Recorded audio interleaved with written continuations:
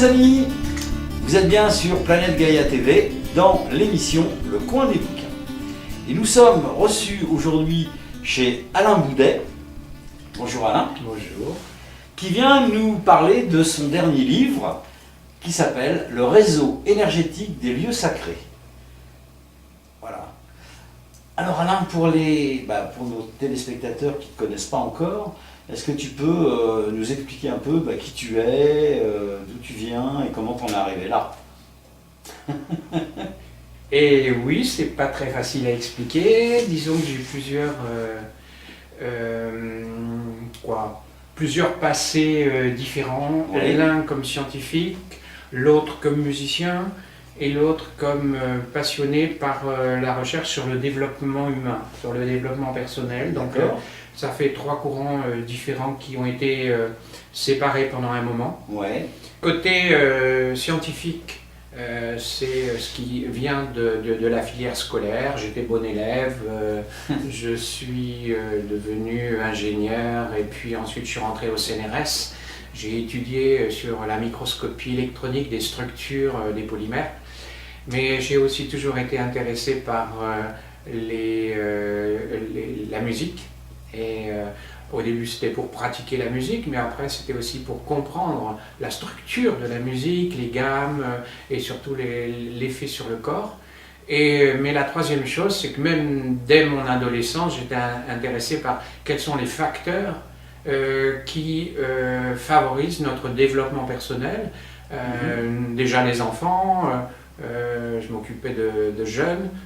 Qu'est-ce qui favorise leur éveil dans la société, etc. Donc à l'époque, je ne parlais pas de spiritualité, mais on parlait d'épanouissement personnel. Quoi. Oui, donc, bien sûr. Voilà. Et puis, à un moment donné, je suis allé au bout de ce que je pouvais faire au CNRS, dans la science, et j'ai consacré tout mon temps au développement personnel en tant que thérapeute psychocorporel. Voilà, et dans cette pratique de thérapie, j'ai aussi intégré la recherche sur la voix et comment la voix peut participer à notre équilibre, à notre harmonisation. Sur la voix? Sur la voix personnelle. Ouais, okay. C'est-à-dire que les gens que je recevais ou dans le stage, je leur faisais découvrir leur propre voix et comment ils pouvaient l'utiliser pour avoir des sensations ou harmoniser leur état. Bien sûr. Voilà, on pourrait parler beaucoup de... Là, c'est un petit peu vite résumé. Oui, non, tout à fait, mais bon, c'est... Voilà, donc ça, c'est mon passé. Puis, depuis peu, j'ai un petit peu mis ça un peu en sourdine. Ouais. Le côté scientifique, lui, ça fait 13 ans que j'ai arrêté. D'accord. Officiellement, disons, là je continue à m'intéresser à des thèmes scientifiques, mais en tant que profession, ça fait 13 ans que j'ai arrêté. Le côté stage sur la voix, là j'ai aussi mis un petit peu de côté. Sourdine. Parce que, oui, en sourdine, c'est ça. J'ai vraiment mis la sourdine. Parce que je me consacre plus aux recherches pour pouvoir écrire et vulgariser. Donc en particulier voilà. sur ce bouquin-là. D'accord. Ouais. Et maintenant avec d'autres thèmes.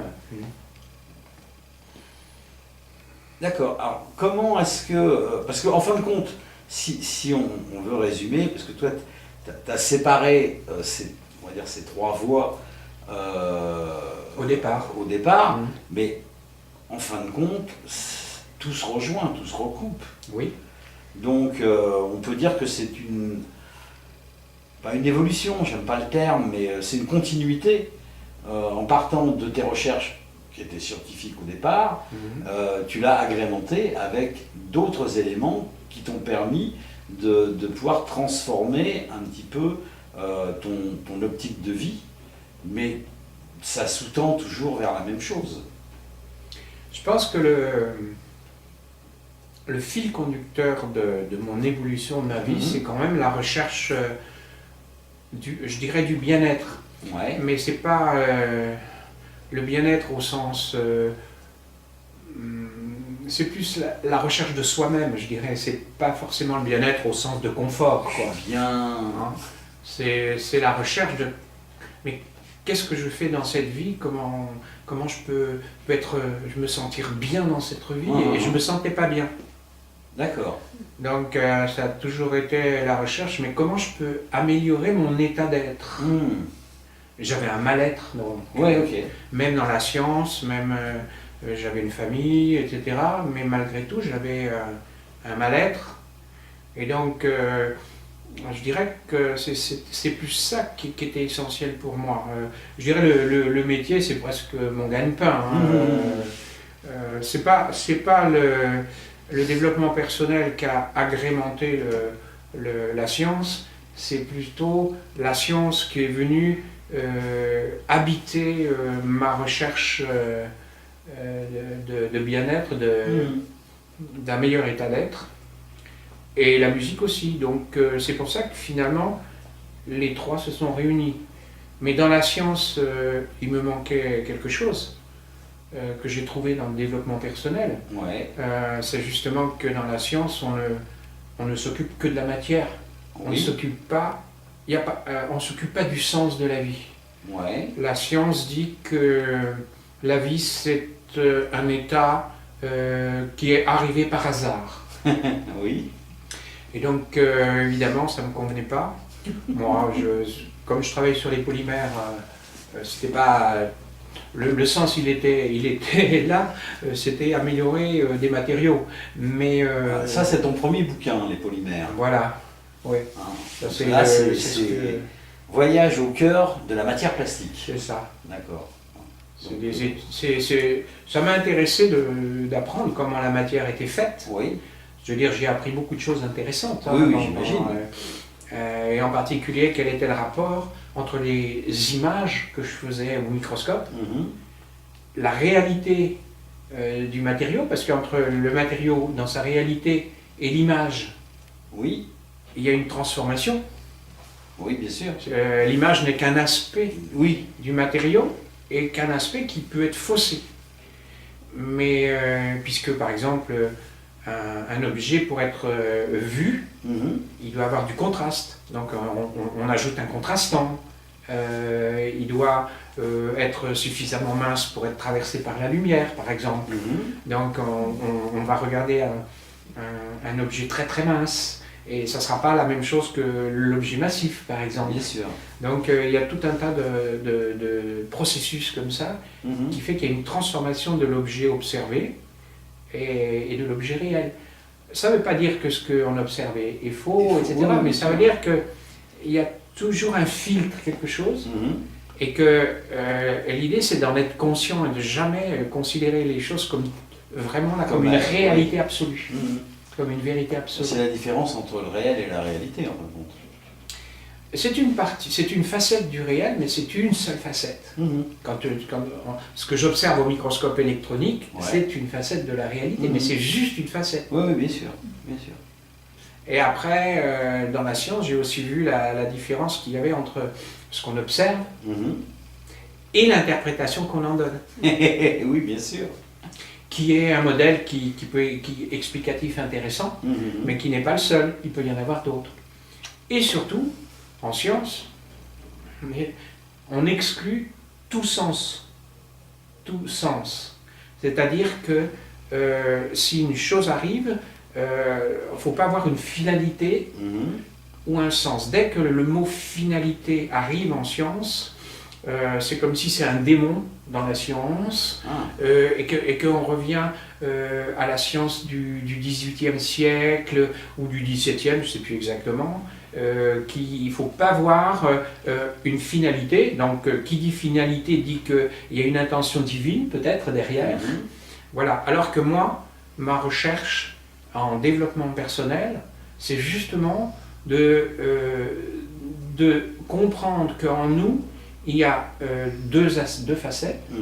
La facette qu'on développe par l'expérience, la vie, mais avec beaucoup de souffrance et de traumatisme, de manque d'amour, etc., etc. On a tous plus ou moins des blessures de non-reconnaissance, d'abandon, etc. Donc on est beaucoup dans la recherche de la reconnaissance, etc. Et l'autre partie, c'est justement cet être véritable qui est en nous, ce qu'on peut appeler notre être divin, Oui. et qui, pour moi, est la réalité à laquelle on doit donner la place et harmoniser avec justement la première partie, la première facette de nous, qui est cette personnalité construite autour de souffrance. D'accord. C'est Donc, comme ça qu'on oui. en arrive à ton deuxième bouquin, C'est ça. donc, qui s'appelle Pourquoi vivons-nous? Ouais. Et en sous-titre, c'est Où retrouver la communication avec l'être intérieur. C'est ça. Ouais, on est en plein dedans, d'accord. Et je dirais que c'est l'essentiel. Pour moi, c'est là où c'est vraiment le noyau. C'est tout le reste, ça permet de réfléchir, ça permet d'ouvrir des portes. Mais pour moi, l'essentiel, c'est ça. Comment donner vie, comment donner la place réelle à cet être, à cet intérieur qui est en nous et que la science ne reconnaît pas. D'accord. Et donc, du développement personnel, on en arrive à ton dernier bouquin, donc le réseau énergétique des lieux sacrés. Donc, en fin de compte, alors si j'ai tout bien compris, ce que tu essayes de démontrer à l'intérieur de ce bouquin, là, j'ai peut-être pas tout compris non plus, c'est que à travers le monde, il y a des réseaux énergétiques et qui sont tous liés entre eux. Oui. C'est plus que ça. C'est plus que ça. Ah, ouais. Je ne suis pas complètement à côté de la plaque. Alors. Parce que l'idée, c'est que c'est relié à notre conscience. Oui. Et que tout changement de notre conscience influe sur la grille énergétique planétaire. Oui. Et que tout changement de la grille énergétique planétaire influe sur notre conscience. D'accord. Mais c'est aussi montrer que cette grille énergétique planétaire est reliée à la grille énergétique de l'univers entier. Oui. Et que tout changement dans l'univers influe donc sur la grille planétaire terrestre et donc sur notre conscience. Et que tout ça c'est lié, que tout ça jusqu'à présent ça a été plus ou moins séparé les uns des autres. Il y a toujours eu un lien vital, mais au niveau de notre conscience c'était séparé, et au niveau de certains influx galactiques c'était aussi empêché, je dirais. Et que tout ça, c'est en train de changer. Et donc, pour moi, le but de ce livre, c'était d'abord de montrer la réalité de cette grille terrestre dont on ne nous parle pas dans notre enseignement scolaire. Bien sûr. Mais surtout, qu'elle a un rôle particulier maintenant dans les changements de l'humanité. Et que bon, on n'est pas obligé de connaître la grille énergétique pour savoir quoi faire avec ces changements et de comprendre. Mais disons que ça aide à comprendre ce qui se passe. Ouais, d'accord. Parce que bon, il y a des réseaux, guillemets, qui sont connus. Par exemple, toutes les cathédrales Notre-Dame, quand on les relie entre elles, ça forme la constellation de la Vierge. Donc ça fait partie des réseaux qui sont connus. Mais toi, dans ton ouvrage, tu les raccroches aux pyramides, tu les raccroches à tout un tas de choses, ce qui fait que ça fait un immense réseau, donc planétaire et universel, planétaire, ouais.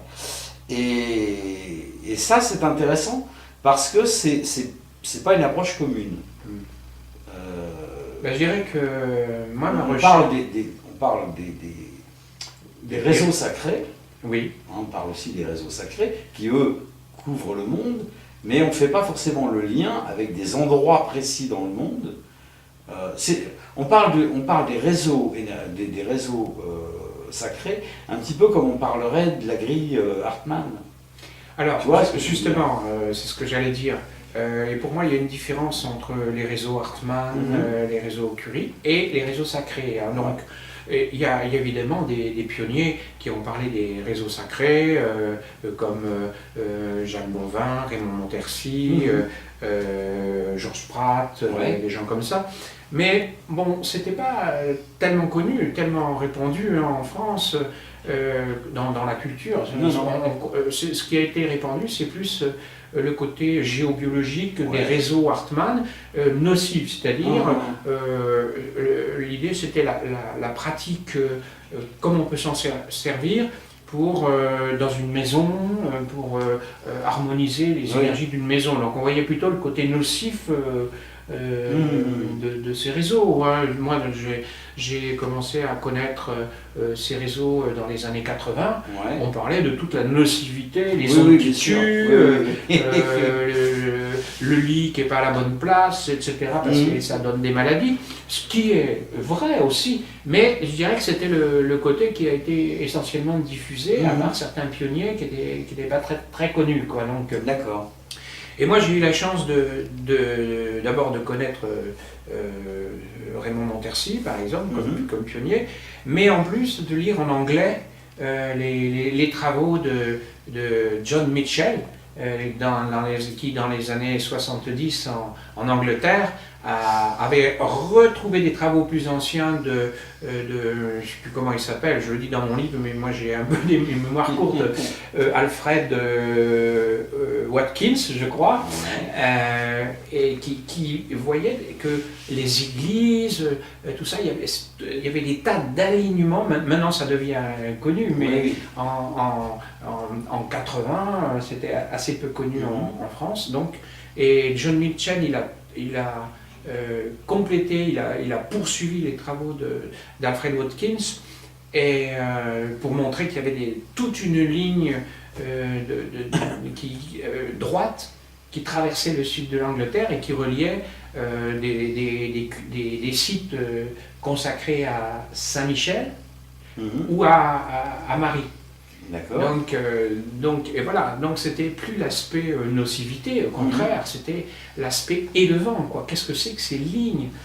Et il y a d'autres. Après, je suis tombé sur les travaux de Russes et d'Américains qui étaient aussi diffusés en anglais, mais pas en français, et qui montraient que en fait, la Terre est charpentée par ces lignes comme un cristal.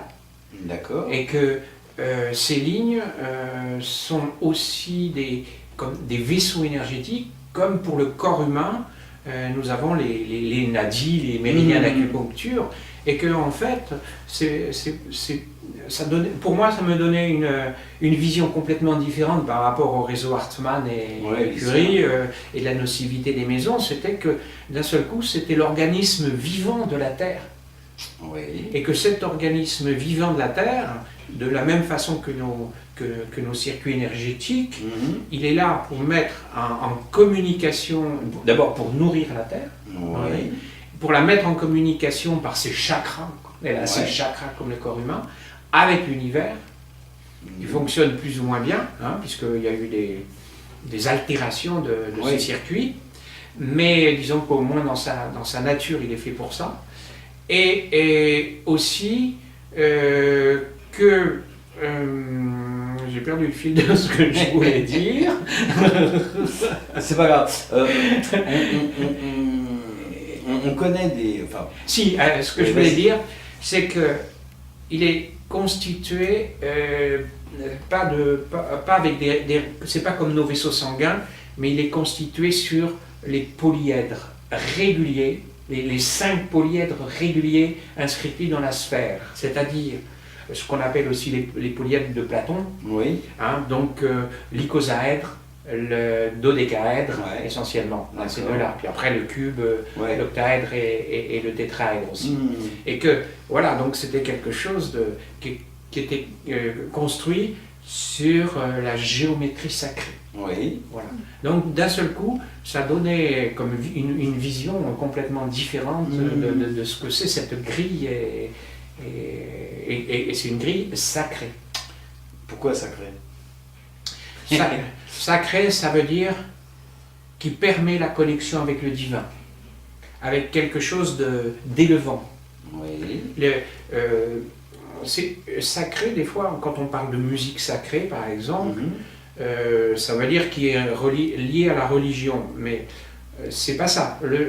Il peut y avoir de la musique qui n'est pas liée à la religion, mais qui est sacrée parce que elle élève notre cœur, elle nous relie justement à notre être divin intérieur. D'accord. Et réciproquement, il peut y avoir des musiques faites par des compositeurs à partir de textes religieux qui ne sont pas forcément très élevants. Oui, oui. Donc sacré, c'est ce qui nourrit notre partie lumineuse. Oui. Et nous permet de la faire resplendir plus et de lui donner plus de place. D'accord. On parle souvent de certains druides ou magiciens ou ce qu'on veut qui ouvrent ou qui ferment des points énergétiques. Est-ce que ça ne vient pas perturber ce réseau? Alors ça, c'est une question très importante, je dirais, mais difficile d'y répondre, parce que c'est très, très complexe. Parce que, faut savoir, qu'est-ce qu'on sert à ce moment-là? Quel est? Donc, je donne mon point de vue. Oui, bien sûr. Qui n'est pas abordé dans le livre. Dans le livre. Il y a des hiérarchies de lumière. Ouais. Est-ce qu'on travaille au service des hiérarchies de lumière ou non? Généralement, pour moi, ça dépend à quel niveau on ouvre certaines choses. Hein. Des fois, quand on dit on ouvre, des fois c'est un petit peu comme s'il y a un canal encombré de feuilles mortes, on va enlever les feuilles mortes, donc on fait un travail de nettoyage. Mais si par exemple il y a des lieux sacrés, qui sont un peu comme nos chakras. Ouais. Lorsque quelqu'un vient travailler sur nos chakras, ça peut être dangereux si cette personne veut absolument ouvrir le chakra, alors que la personne n'est pas prête à avoir ce chakra. Donc il faut qu'il y ait une espèce d'autorisation, une autorisation, et que ça soit... voilà, donc c'est pas quelque chose que j'ai beaucoup creusé, c'est plus une philosophie générale que je vais exposer. Mais je dirais qu'il y a des niveaux. Bon, d'abord, il y a des fois du travail comme ça qui peut être éphémère, fait mais éphémère. Il y a du travail qui est à notre portée parce que c'est de l'ordre du nettoyage. Mais il y a aussi du travail qui est l'humanité est prête pour autre chose, ou elle n'est pas prête. Et donc, on ne peut ouvrir certains points très très importants que si on a la mission, et je dirais, et l'autorisation de le faire, parce que c'est le moment. Et il y a des choses que c'est pas le moment. Il y a des choses qui seront diffusées plus tard, quand ça sera le moment. Il y a des connaissances que l'on ne peut pas... c'est un petit peu comme si on donnait des connaissances scientifiques très élevées à des gens qui ne savent pas les utiliser. Oui, il y a un risque. Voilà. Donc, c'est à comprendre. Il faut savoir aussi que dans le monde actuel, il y a la spiritualité et la fausse spiritualité. Et qu'il y a aussi des gens qui sont au service du pouvoir, mais pas forcément de la lumière. Bien sûr. Et à qui on donne aussi des connaissances supérieures. Parce que je dirais que les gens qui veulent, les gens ou les instances désincarnées qui sont là pour essayer d'empêcher que la lumière se diffuse vraiment pour tout le monde. Je dirais leur stratégie, c'est aussi de se faire passer pour des êtres lumineux, d'enseigner des choses qui peuvent nous séduire, mais qui ensuite nous piègent à un certain niveau. D'accord. Donc la réponse à ta question, je ne sais pas y répondre vraiment. Elle est complexe. Je dirais que c'est une question de sentir l'alignement et de savoir si c'est juste ou pas, quoi. D'accord. Mais bon, moi, comme maintenant les téléspectateurs savent tous, bon, moi je suis druide, donc je vais souvent sur des mégalithes, sur des choses comme ça. Et il y en a qui ne sont pas actifs. Et c'est vrai que souvent, le temps d'une cérémonie, je réactive le mégalithe. Je réactive les couverts, des choses comme ça. Mais comme je ne sais pas pourquoi ça a été fermé, après ma cérémonie, je la referme. D'accord. Mais Très bien. est-ce que j'ai raison? J'en suis pas sûr. Parce que si ce point énergétique, il existe, je pense que quand ça a été fait à l'origine, il y avait une raison. Pourquoi on a fait tous ces points énergétiques pour rééquilibrer ou je ne sais pas. Est-ce que ça n'a pas été fermé mal intentionnément par quelqu'un qui ne voulait pas que ça se passe bien? Et est-ce que j'ai raison de le refermer après l'avoir utilisé? Comment est-ce qu'on pourrait... est-ce qu'il y a un moyen qu'on aurait pas de mesurer cette grille, mais de voir dans quel état elle est pour pouvoir savoir si on peut réactiver tous les points de façon à ce que ça fonctionne à son plein potentiel? Non. Il n'est pas forcément adéquat de faire fonctionner la grille à son plein potentiel. Pourquoi? Parce qu'elle a été désactivée à certains moments pour des raisons précises qui nous dépassent. Ouais. Donc je dirais que... mais nous sommes à un moment où effectivement les choses doivent être retrouvées et rétablies. D'accord. Mais ça doit se faire de façon progressive, pas d'un seul coup comme ça, et peut-être pas comme c'était avant. D'accord. Donc il y a certains sites qui sont voués à ne plus être activés, et par contre il y a des nouveaux sites qui sont voués à naître maintenant pour accueillir le nouveau cycle de vie.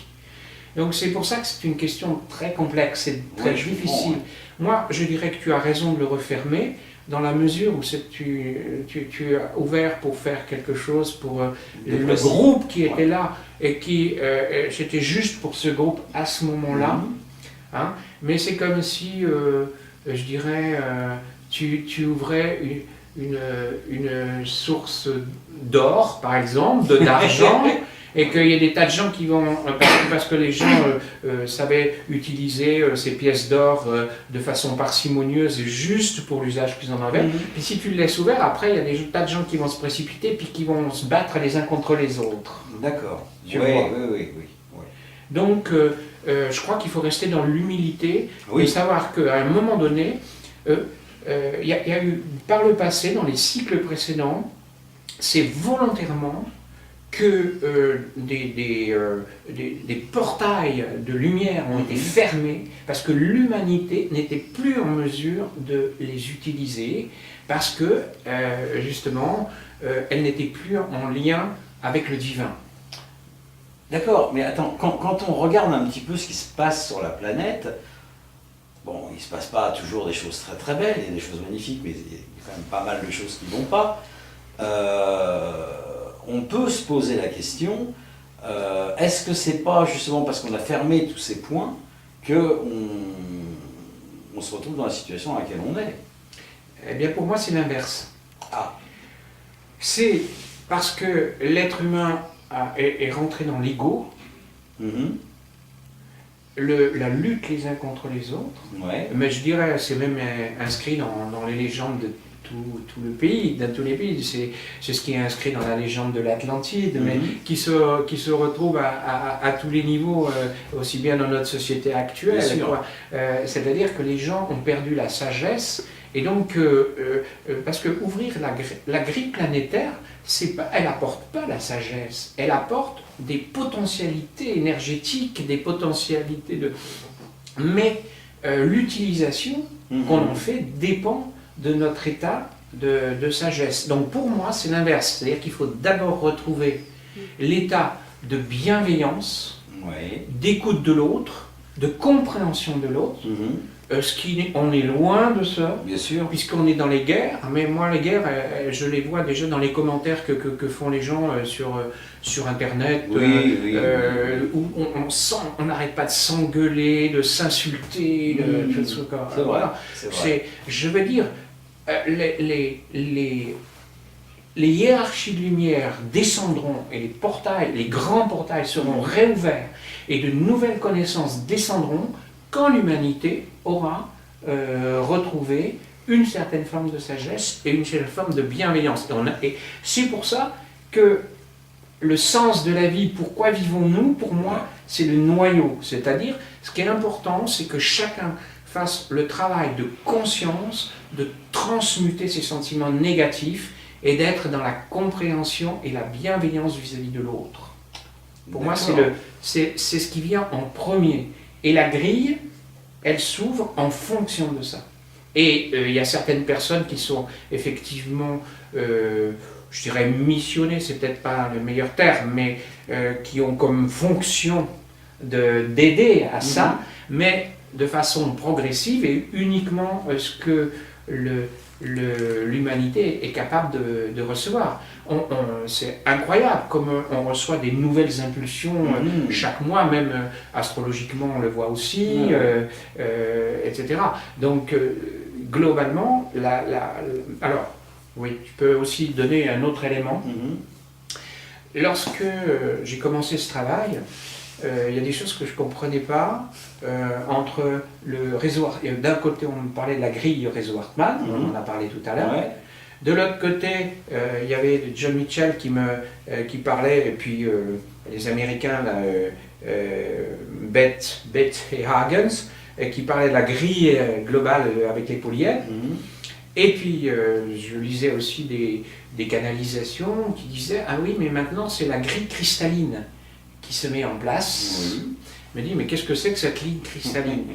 Et depuis, j'ai compris ce que c'était. C'est effectivement des nouveaux réseaux qui s'activent à des niveaux vibratoires plus élevés. Et que, en fait, la grille elle-même, on l'appelle la grille électromagnétique parce qu'elle a des effets électromagnétiques, elle est donc assez, voilà. Mais par-dessus cette grille électromagnétique, si on simplifie, on peut dire qu'il y a une deuxième grille qui s'appelle la grille cristalline, qui vient, je dirais, apporter des nouvelles informations à la grille planétaire elle-même. Et que ça se fait de façon très progressive. Paf, à chaque fois une nouvelle impulsion, comme une porte rouillée qu'on va ouvrir doucement, on va mettre juste une petite goutte d'huile. Et à chaque fois que ça s'ouvre, il y a des nouvelles informations qui arrivent sur Terre, des nouvelles thérapies, une ouverture de conscience. Tout ça pour dire que ce qui est important, c'est que les consciences s'ouvrent progressivement pour accepter ce qui va se passer quand la grille va être vraiment ouverte. Et que si on va trop vite, il va y avoir un rejet. Hein, c'est comme... c'est comme si d'un seul coup, alors qu'on est habitué à des vérités, on te dit, par exemple des gens qui n'acceptent pas l'idée qu'il y a d'autres vies dans l'univers, puis d'un seul coup ils sont confrontés à toutes ces vies, etc. Ça va être un mouvement de panique. Donc il y a besoin que l'humanité s'approprie ça petit à petit. D'accord. D'accord. Ok. Bon, bah, tu as répondu à ma question. C'est pas une réponse qui m'aide beaucoup, mais au moins ça m'apporte un début d'explication. Je peux rajouter que la seule réponse que tu peux avoir pour t'aider, c'est de sentir la justesse à l'intérieur de toi. Oui, mais enfin, je reprends encore mon exemple. Moi, c'est quelque chose que j'ai la capacité de faire, je sais le faire. Ça m'apporte beaucoup à chaque fois que j'ouvre un lieu, et ça me fend le cœur à chaque fois que je le referme. Et j'arrive pas à décider, en fin de compte, si je dois le laisser ouvert ou si j'ai raison de le refermer. Si je sais le faire, si on m'a donné cette capacité, je ne suis pas le seul, hein, on est de plus en plus nombreux à savoir faire ce genre de choses. Si on nous a donné cette capacité, c'est peut-être quand même pour qu'on s'en serve, mais d'une manière plus, plus continuelle, plus constante. Pas forcément, c'est justement là où il faut voir le discernement de ce qui est juste ou pas. C'est-à-dire, comment dire, moi dans ce cas-là, en tant que thérapeute, Ouais. thérapeute au sens Large de terme. de connaissance de soi, Ouais, d'accord. de ses émotions, de ses croyances, etc., je dirais, j'essaierai de voir pourquoi j'ai envie de sauver le monde, quoi. En gros, je dis pas que c'est toi qui... je comprends ce que tu veux dire. C'est-à-dire, quelle est l'impulsion si je dois, s'il y a 10 sources que je peux nettoyer, mais que je sens qu'il faut en nettoyer que 3, et voilà, c'est comme un enfant, est-ce que je veux lui apprendre tout de suite des connaissances qu'il va développer en terminale, alors que je suis capable de lui expliquer, alors que lui, il n'est pas capable de le comprendre. Oui, donc l'idée, c'est d'être humble et patient. Oui, bien sûr. Parce que l'idée de vouloir agir pour améliorer le monde, c'est très louable. Mais en même temps, on peut regarder qu'est-ce qui est derrière. Ça c'est mon côté bélier. Qu'est-ce qui est derrière. Et l'envie, je te comprends très bien, mais comme je le connais aussi en moi, et que je l'ai vu aussi chez beaucoup de monde, je sais aussi ce qui est derrière.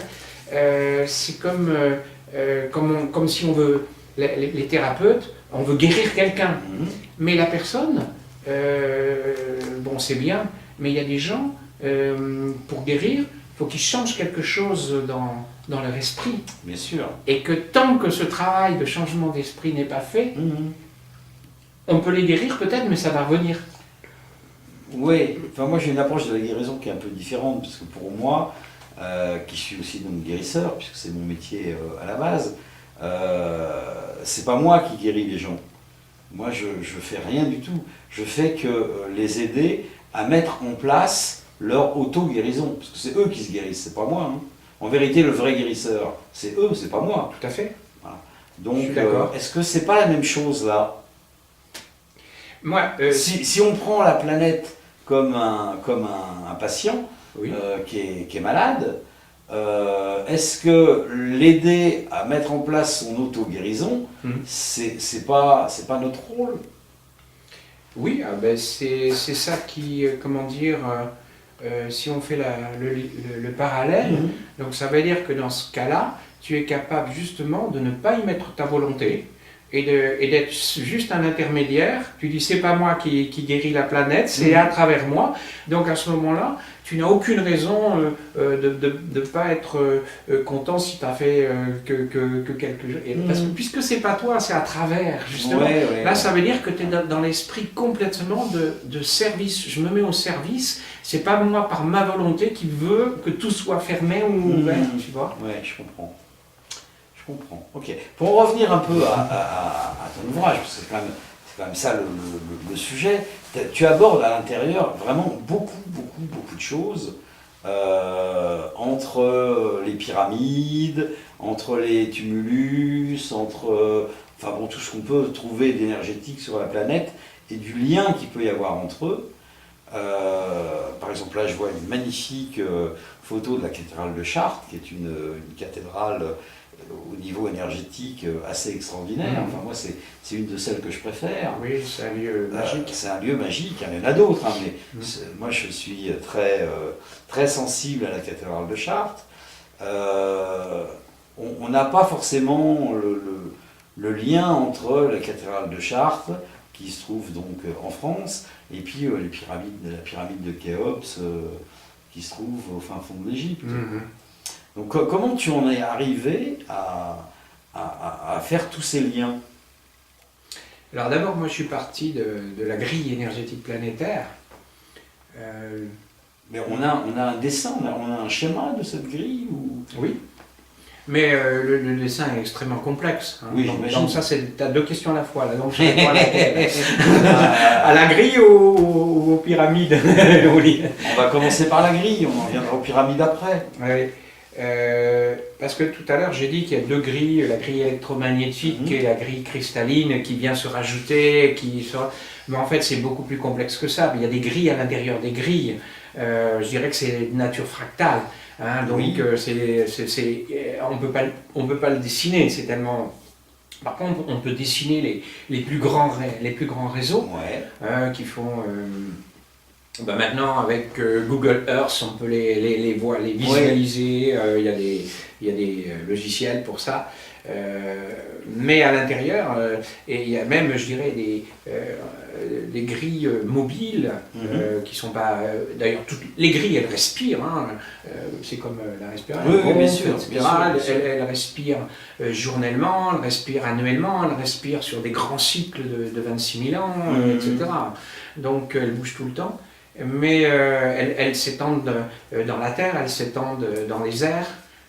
Et à l'intérieur des grilles, il y a des grilles jusqu'à l'intérieur de nos chakras. Nos chakras, il y a des grilles à l'intérieur. Donc il y a des grilles minuscules. Donc ça va de l'infiniment petit à l'infiniment grand.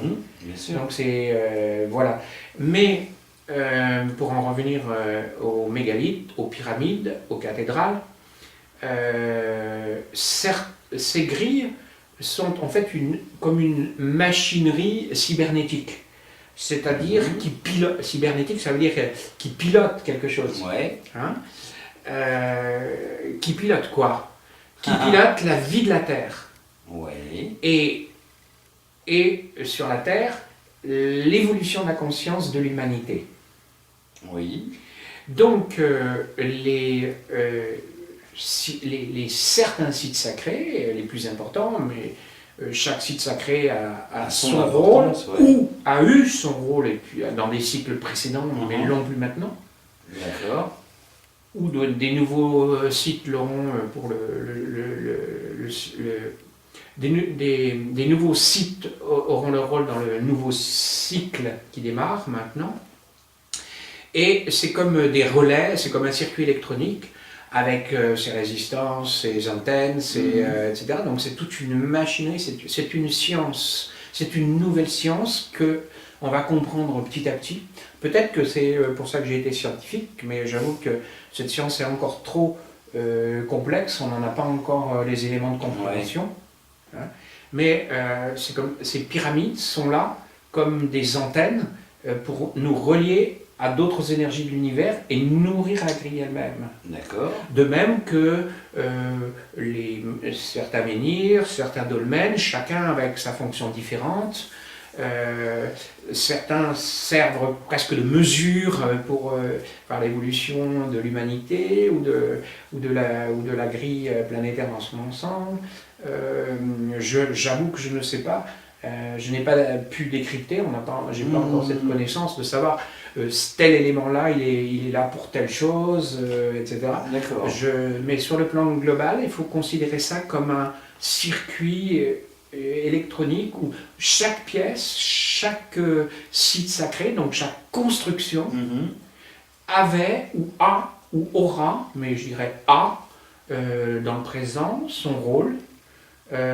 Il a eu certainement, comme tu le disais tout à l'heure, un rôle plus important dans les anciens cycles, et que donc l'humanité a été coupée de certaines influences qu'elle ne pouvait plus digérer, plus assimiler dans sa conscience, en attendant des jours meilleurs, je dirais, qui arrivent maintenant. Et donc pour toi, ça arrive maintenant. Ah oui, d'accord. Oui, donc là c'est pour ça que tu fais du travail des fois sur d'ouverture. C'est parce que pourquoi est-ce que la géobiologie est à nouveau connue depuis une centaine d'années? Pourquoi toutes ces connaissances sur la lumière, sur le son arrivent maintenant? C'est qu'on va retrouver toute cette nouvelle science en lien avec l'ouverture de la conscience. D'accord. Parce que la grille, enfin, on va simplifier en appelant la grille. La grille, c'est quelque chose qu'on retrouve à travers les âges. La plus vieille représentation ou description de la grille, tu sais de quand ça date?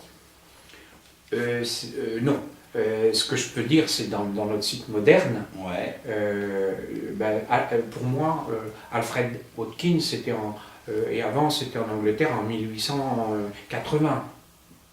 D'accord. Voilà, les premiers, pas la grille elle-même, mais les réseaux. Mais ceci dit,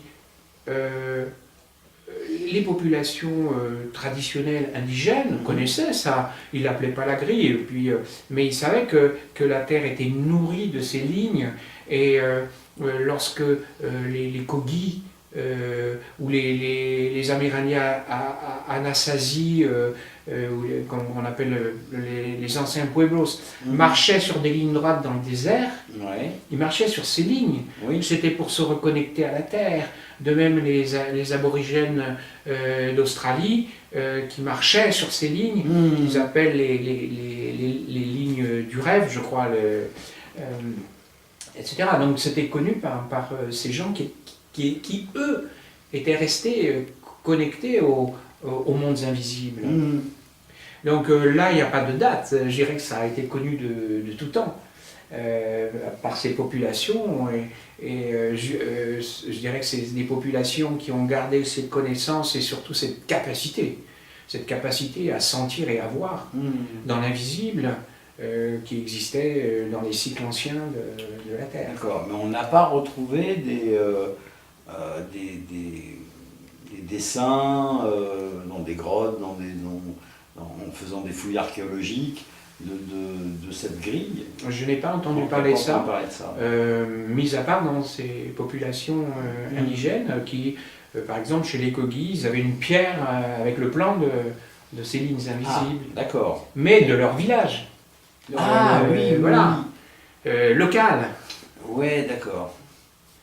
Okay. Donc ça pourrait être intéressant, c'est un travail qui pourrait être intéressant, c'est d'arriver, parce que maintenant avec les moyens techniques et technologiques qu'on a, c'est faisable. Tu parlais tout à l'heure de Google Earth, c'est vrai qu'on peut avoir une représentation globale de la Terre. Ça serait peut-être intéressant de mettre tous ces réseaux dessinés sur une carte planétaire pour voir un peu les liens autres que régional, quoi.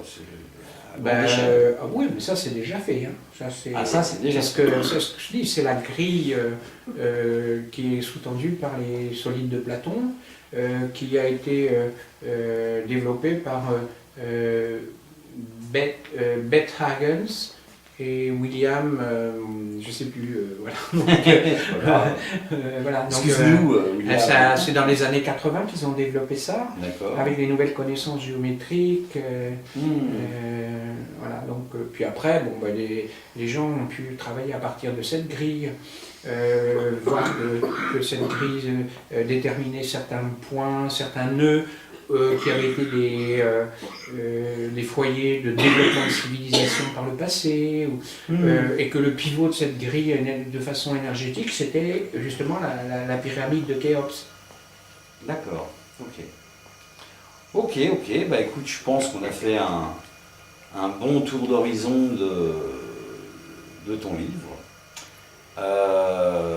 Est-ce que tu as une conclusion pour nos téléspectateurs? Oui. Quand je fais mes conférences, c'est que je leur dis maintenant, voilà, c'est d'abord que c'est merveilleux, on vit une époque merveilleuse, que tout s'ouvre, que tout s'ouvre, donc c'est vraiment génial, mais que l'important, pour moi, l'important, c'est de comprendre que ça s'ouvre en relation avec notre conscience.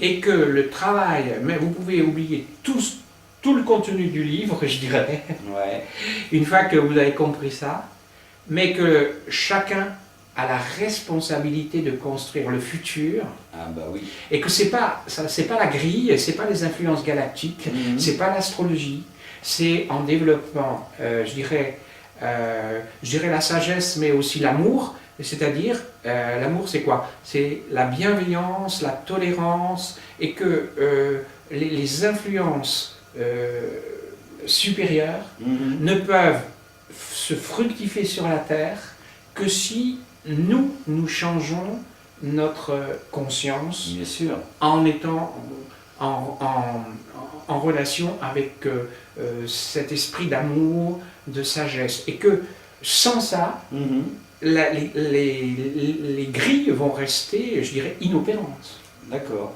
Okay. Ou alors elles vont opérer pour la Terre, mais en expulsant l'humanité. Oui, bon, bah, on va essayer de ne pas aller si loin alors. Hein. On va essayer. Ouais. Mais, et en plus, c'est possible. C'est pour ça que je dis c'est merveilleux. C'est-à-dire qu'on est en train de passer d'un stade où on était en gros des robots. Qu'est-ce que je veux dire par là?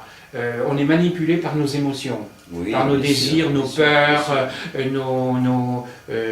on n'est pas content de ce que dit l'autre sur nous, parce qu'il prend de notre territoire, parce qu'il n'a pas, etc. Ouais. On est en train de passer de cet être humain manipulé par ses émotions à un humain qui transmute ses émotions pour devenir pleinement responsable. Donc, à partir de ça, c'est le futur, il n'est pas écrit. Oui, bah, bien sûr. Et qu'on peut écrire notre futur en voulant implanter cette lumière, donc cette sagesse, cet amour et cette connaissance sur la Terre. D'accord. Ok, et bien sur cette conclusion, merci Alain pour ce moment agréable passant en ta compagnie et enrichissant en plus.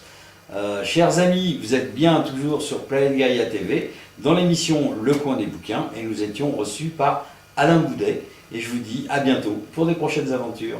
Au revoir. Merci Gérard. Merci Alain. Ok, c'est bon. Voilà mes amis, c'est terminé. Planète Gaïa vous remercie de votre attention. Si cette vidéo vous a plu, n'hésitez pas à faire un j'aime, le pouce en haut, pour nous faire part de votre contentement. Mettez-nous des petits commentaires parce que ça fait toujours plaisir et ça nous permet de rectifier les choses s'il y a des choses à rectifier. N'hésitez pas à nous soutenir sur Tipeee en allant sur le site qui est écrit en dessous de la vidéo de façon à nous soutenir à partir de 1 € jusqu'à 1 million d'euros si ça vous fait plaisir, il n'y a pas de problème. Il faut savoir que plus vous serez nombreux à nous financer, à mettre de l'argent sur Tipeee, plus le budget sera important, plus on pourra prévoir un certain nombre de vidéos. Donc là, on essaye de tourner à peu près une vidéo tous les 10 jours. Mais le but pour nous, c'est d'en faire au moins une par semaine. Mais pour ça, on a besoin de vous et on a besoin de moyens. Donc, n'hésitez pas, on vous attend. Et je vous dis à la prochaine pour de prochaines aventures.